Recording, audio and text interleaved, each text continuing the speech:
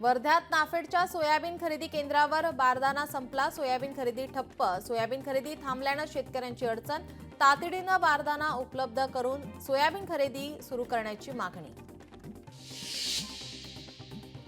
वाहन चालक बनला तोतया आयकर आयुक्त, नोकरी लावून देण्याच्या नावाखाली 40च्या वर सुशिक्षित बेरोजगार तरुणांची लाखो रुपयांना फसवणूक, विरार क्राईम ब्रांच 3च्या टीमनं केला भांडाफोड.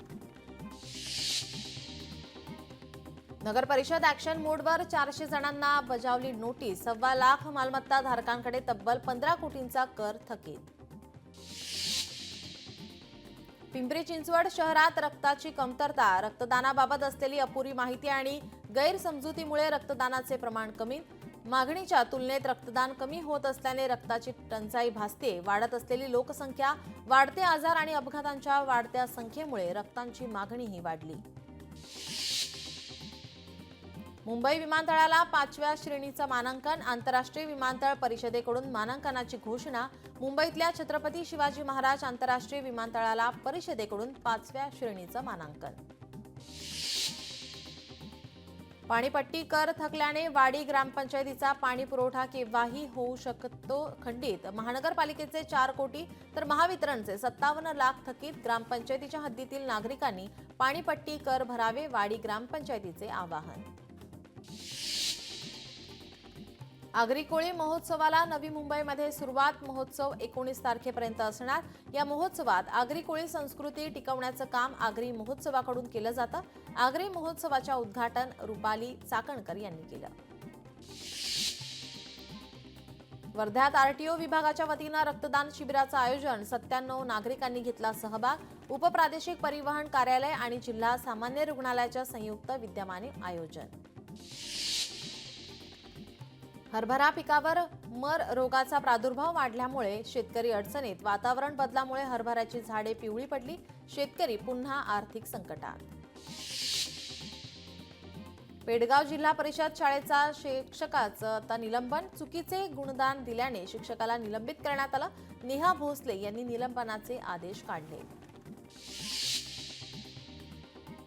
ढांढणवाली दादीजीच्या 25व्या वसंतोत्सवानिमित्त दिव्य ज्योत यात्रा भारत भ्रमणासाठी निघाली.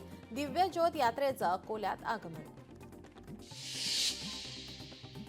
अयोध्यामधील राम मंदिराला वर्षपूर्ती झाल्याच्या निमित्ताने सांगलीत राम मंदिराची भव्य प्रतिकृती, 11 दिवस राष्ट्रीय कीर्तन आणि प्रवचन होणार. मुख्यमंत्री देवेंद्र फडणवीस उपस्थित राहणार. पैठण शहरातील मुख्य रस्त्यावर गटारीचे दुर्गंधीयुक्त पाणी, रस्त्यावर व्यापारी आणि नागरिकांना त्रास सहन करावा लागतोय. पालिका प्रशासनाने समस्येची गंभीर दखल घ्यावी, व्यापारी नागरिकांची मागणी.